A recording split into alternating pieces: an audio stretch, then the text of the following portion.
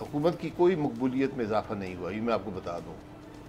अवाम का ना इलेक्शन पे एतमाद है, ना जुडिशरी पे एतमाद है, ना इस हुकूमत पे एतमाद है। जो मुसल्लह फ़ौज ने किया उसको अवाम ने अप्रिशिएट किया है, उन्होंने अपना रोल अदा किया, उन्होंने भारत को शिकस्त दी इस सारी जहारियत के मुकाबले में। हुकूमत का यकीन करें कोई इज़्ज़त में इजाफा नहीं हुआ। हुकूमत और अफवाज एक दूसरे की तारीफ कर रहे हैं, एतमाद यकीनन कर रहे होंगे, लेकिन मैं आपको हकीकत से अब आप सर्वे करा लें। नहीं अब भाई साहब, हमारे मुल्क में स्टेबल हुकूमत कहा जाता है, एक वन पेज हुकूमत को भी। सो आप समझते हैं कि शहबाज शरीफ साहब की हुकूमत स्टेबल है या उनके लिए भी कोई सरप्राइज हो सकता है आने वाले वक्त? इमरान खान साहब की स्टेबल हुकूमत थी, लेकिन स्टेबल रह ना सकी। स्टेबल हुकूमत मुल्क को कुछ देती नहीं है। अगर आप कुछ करें ना, स्टेबिलिटी सिर्फ आपकी रखें कि मैं स्टेबल रहूँगा, मैं 5 साल गुजार लूँ, अब ये कोई सियासत नहीं है।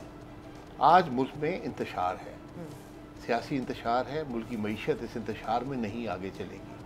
आपकी जंग आज मुल्क की सालमियत की जंग है, मुल्क की मईशत की जंग है, अवाम के हकूक़ की जंग है। आपने इन चीज़ों पर में कामयाबी हासिल करनी है। सब्सक्राइब करें और बेल दबाएं ताकि कोई खबर रह न जाए।